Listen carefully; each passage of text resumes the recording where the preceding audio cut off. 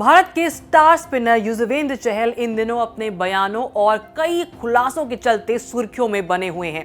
उनकी ओर से किए गए खुलासों के बाद कुछ क्रिकेट एक्सपर्ट्स ने भी अपनी इस पर प्रतिक्रियाएं साझा की हैं। अब इसी बीच एक और मसले ने तूल पकड़ लिया है।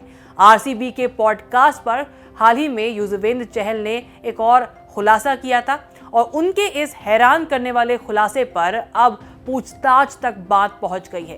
युजवेंद्र चहल ने क्या कुछ बताया और क्यों एंड्रू साइमंड्स, पूर्व ऑस्ट्रेलियाई खिलाड़ी जो कि खुद काफ़ी ज़्यादा सुर्खियों में थे, उन्होंने हरभजन सिंह पर नस्लवाद के आरोप लगाए थे और वो बहुत बड़ा मामला हो गया था, उनका इस मामले में नाम आया है। और साथ ही साथ न्यूजीलैंड के जेम्स फ्रैंकलिन, उनसे इस घटना के बारे में उनसे पूछताछ होने वाली है। साइमंड्स और फ्रैंकलिन ये दो किरदार हैं जिन्होंने बदसलूकी की साल 2011 में युजवेंद्र चहल के साथ। युजवेंद्र चहल ने इस मामले को याद करते हुए हाल ही में आरसीबी के पॉडकास्ट पर कहा, ये 2011 में चेन्नई के एक होटल में चैंपियंस लीग जीतने के बाद था। उन्होंने बहुत सारे फ्रूट जूस पिए थे, मैं केवल उनके साथ था। जेम्स फ्रैंकलिन और उन्होंने मेरे हाथ और पैर बांध दिए और कहा, अब तुम्हें खोलना है। वो इतनी मस्ती में थे कि उन्होंने मेरे मुंह पर टेप लगा दिया और मेरे बारे में सब कुछ भूल गए। पार्टी खत्म हो गई और सुबह जब एक सफाई कर्मी आया तो उसने मुझे देखा और मुझे खोला। चहल की माने तो इतनी बड़ी घटना के बाद उन दोनों में से किसी ने भी चहल से माफी तक नहीं मांगी।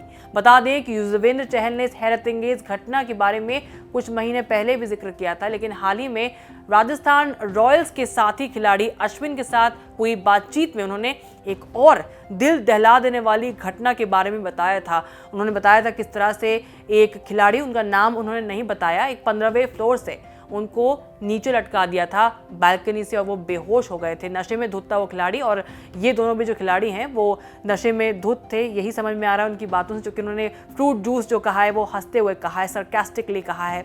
और ये जो है काफ़ी ज़्यादा गंभीर मसला हो गया है। आपको बता दें कि चहल द्वारा न्यूजीलैंड के पूर्व तेज गेंदबाज जेम्स फ्रैंकलिन पर लगाए गए शारीरिक प्रताड़ना के आरोपों पर इंग्लिश काउंटी टीम डरहम भी अब हरकत में आ गई है। डरहम ने कहा है कि हम 2011 की ये घटना को लेकर आसपास की हालिया न्यूज़ रिपोर्टों से वाकिफ हैं, जिसमें हमारे स्टाफ के एक सदस्य का नाम आया है। कर्मचारियों से जुड़े किसी भी मामले की तरह क्लब तथ्यों को निर्धारित करने के लिए शामिल सभी पक्षों के साथ निजी तौर पर बात करेगा। तो अभी एक्शन तो नहीं लिया गया है इस क्लब द्वारा, लेकिन कह रहे हैं कि हम बातचीत करेंगे। एक्शन होगा नहीं होगा इसके बारे में हम कुछ नहीं कह सकते हैं।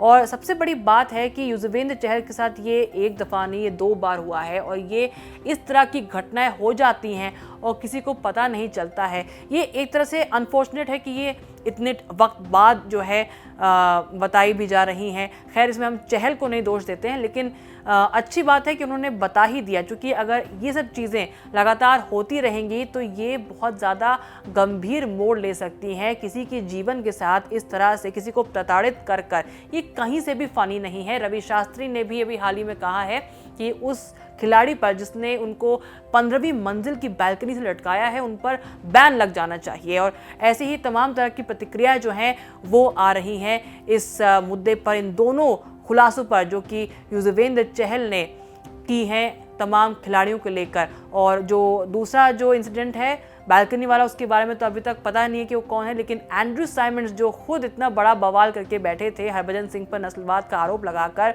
वो देखिए किस तरह से उनका नाम कभी सामने ही नहीं आया था। इतने साल से जो है, इतने बड़ा नाम होकर ऑस्ट्रेलिया के खिलाड़ियों में उन्होंने इस तरह की हरकत की, वो बेहद शर्मनाक है।